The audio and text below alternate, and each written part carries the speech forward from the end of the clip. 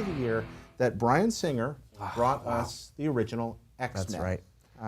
I'll never forget it. No, this is a movie that's close to home for me. I went to see this on opening night in a room full of people that were there to see an X-Men movie. There were a lot of question marks because superhero movies were much more missed than hit back then. Oh, yeah. Oh, by far. You walk in and this is Bryan Singer who's done Usual Suspects, and then you go in to watch this film and that opening sequence with Magneto in the concentration camp, reaching out to his parents, the bars curving. Yeah, and then powerful. Yeah. That's so powerful. I was just like, this guy gets it. Yeah. And wow. He knows what matters about these characters. Perfect casting in that film. Oh, yeah. Whether it's Hugh Jackman, Ian McKellen, Patrick Stewart, even Anna Paquin, Rogue. Yeah. I mean, all the leads were just brilliant.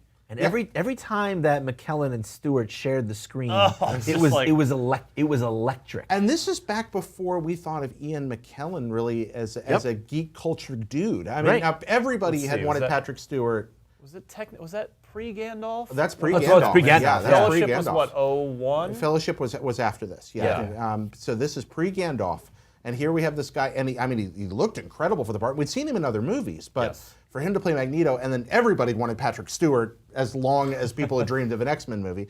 Hugh Jackman was a controversial choice. Yeah, he was. We didn't know much about him. He wasn't the first choice, as I recall. I don't know who they were actually considering. There's a lot of things that get thrown around for different people, and who knows how much of that's Hollywood hearsay.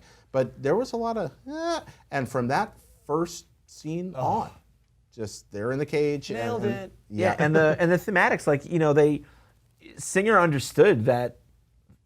Singer got that X-Men is about racism in America, like and classism in America. Like he got that, and he made that kind of the thematic focus of the film in this really intelligent way. And then also posed the question is like what do the oppressed do? Yeah, X-Men. What is the right path forward for the oppressed? To respond to that, I agree. Stan Lee and the other developers at Marvel that worked on X-Men, I mean, that was their way in the 1960s of talking about the subject of prejudice in a very covert, powerful way that would reach, especially young readers, I think, at that time. This movie encapsulates that spirit. Yeah, and I'm sorry. Sorry. X-Men also answered one very important question. And that's what happens to a toad when it's struck by lightning. Oh, no. The same I thing. mentioned almost perfect casting. Just the cat.